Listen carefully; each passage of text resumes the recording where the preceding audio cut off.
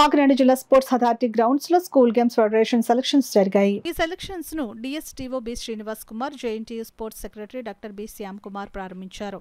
అండర్-14, అండర్-17 kabaddi, kho kho, volleyball, yoga, chess, karate, rugby selections కి ఉమ్మడి తూర్పుగోదావరి జిల్లాల నుండి 3,500 మంది పాల్గొన్నారని school games federation secretary Lanka George తెలిపారు.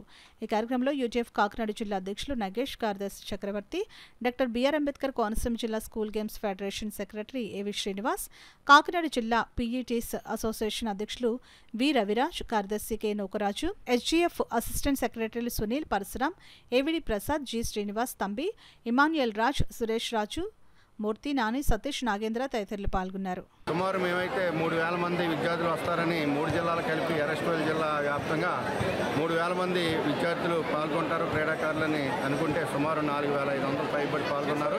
వాళ్ళందరికీ కూడా ఇక్కడ మరి గ్రౌండ్స్ అన్ని అలాట్ చేయడం జరిగింది.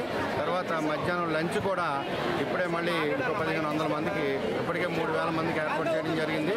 ఇంకో 1,500 మందికి లంచ్ కూడా మేము ప్రొవైడ్ చేయడం జరుగుతుంది. సుమారు 4,500 మంది విద్యార్థులు, సుమారు 500 మంది పీఈటీలు కూడా ఇక్కడ మేము లంచ్ ప్రొవైడ్ చేయడం జరుగుతుంది. ఎటువంటి లోట్లు లేకుండా వాటర్ సప్లై కూడా సుమారు 50 నుంచి 100 టిన్లు ఏర్పాటు చేస్తున్నాం. అక్కడ విద్యార్థులకి ఇది ఒక మెగా ఈవెంట్.